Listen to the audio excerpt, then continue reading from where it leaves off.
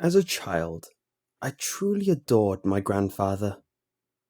He was a now rare breed of man, a word spinner and brilliant storyteller, whose words would paint avid images in your head, which would stay imprinted in your mind for evermore. And since I was an infant, his stories seemed magic to me. He told me of far-off places and paradises, cityscapes and great lakes, animals with exotic names which exploded on the tongue like spices. If I try to remember his good stories and close my eyes, I can remember the ideas I heard from him better than most memories I saw with my own eyes, even ones from an age as young as that. That's how good he was. Now, I've mentioned already, I think that he had good stories, which means I inferred some were bad. He told me one to me once, but not so much of a story, but of a being. I apologize. I'm not even half the storyteller my grandfather was, but here's the basic gist. He told me, where he usually did, in front of that grand fireplace, the only thing which made his little house beautiful. He lowered his voice to a sibilant whisper like dead leaves blowing across the ground in winter, so my mother couldn't hear. She was never present when he told me his stories. She often stayed in the garden or chatted to the neighbours. He described how he once had a friend whose passion was for science of anatomy. He'd longed for a long time to discover the trick of life, and he'd attempted to do this by combining creatures, with before little success. This was disturbing in itself, but this time, my grandfather said, he came to him and said, "I have a new piece. It worked this time. I didn't do all of the work. Most of it I found already like this. But still, come and have a look. But mind yourself, it's rather offensive." Maybe the words of his friend were branded onto his brain like his description was to mine. His friend led him to a metal door, the only metal door in the facility. "You'll understand why it's assigned to this room soon," he had assured him.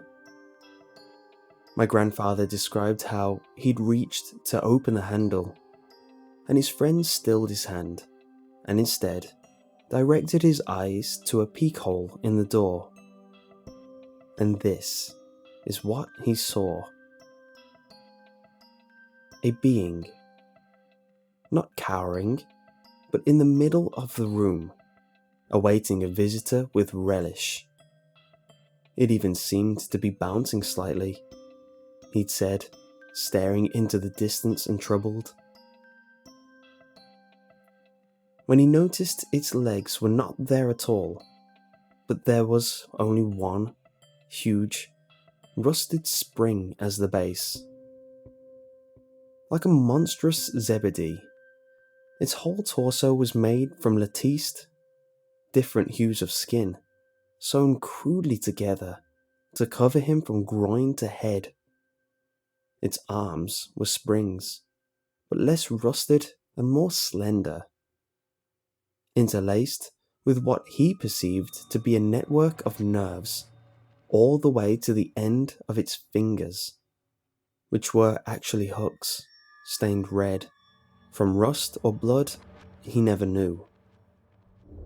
And its head.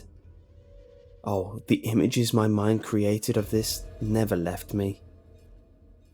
A pale ball, bulbous, not humanoid.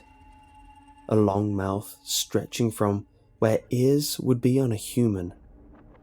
But its black ears and eyes were only holes as big as a nail's head, and full of needles, like the ones used to pierce flesh or fabric in injections or sewing.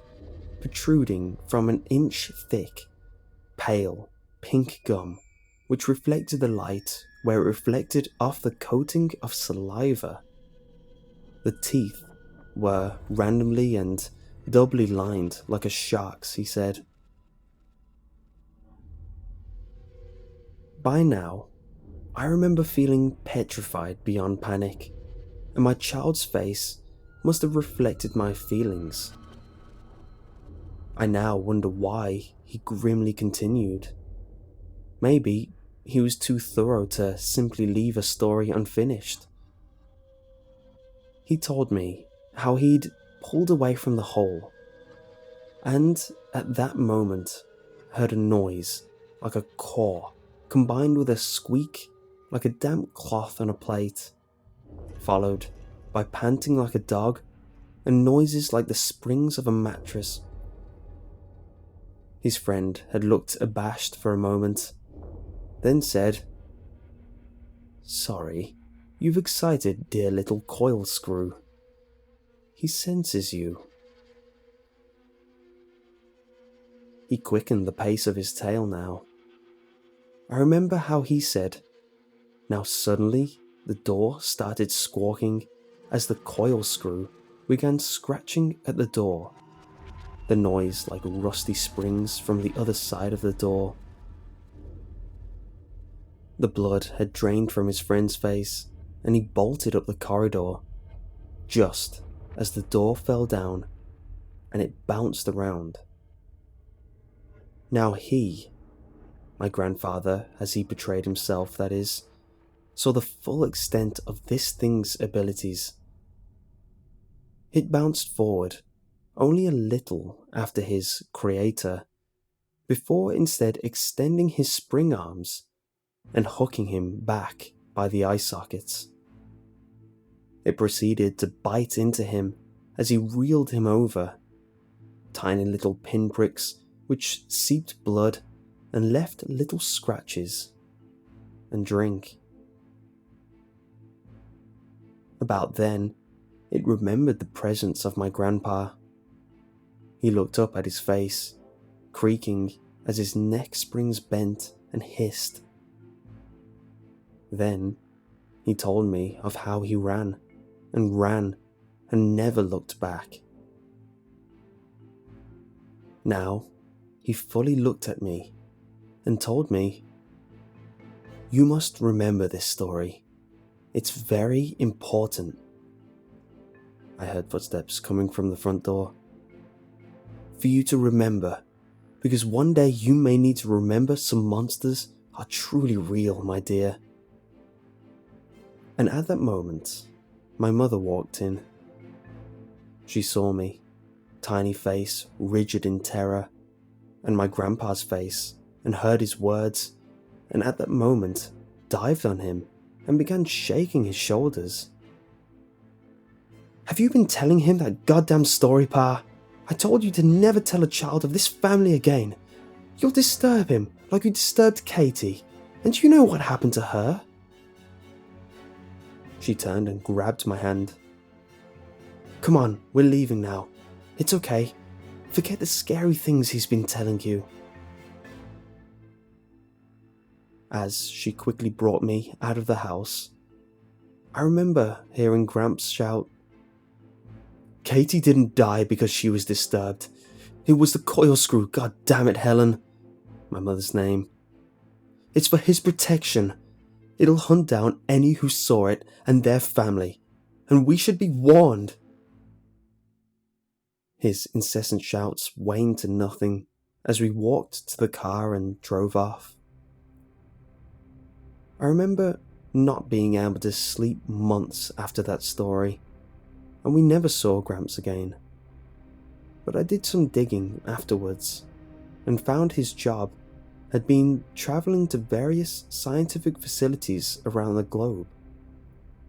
I also found the institute his friend worked at, whose name turned out to be Colin, and all of his colleagues were killed but never found. The families had sought truth on the internet, and all concluded that the work had been too secret and they'd been assassinated in a conspiracy. I always wondered why my grandpa had told me that story, and as he was diagnosed bipolar before his death and lived out his last days in a mental institution, I think he'd made it up as an after effect of losing a friend so close. But the idea of such a being scared me then, and still does now. So I thought I'd post it here. Now, time to return to my present life. There's paperwork to fill, and I can hear birds singing and... God, I can hear my son bouncing on the bed. I thought I told him never to mess around in my room,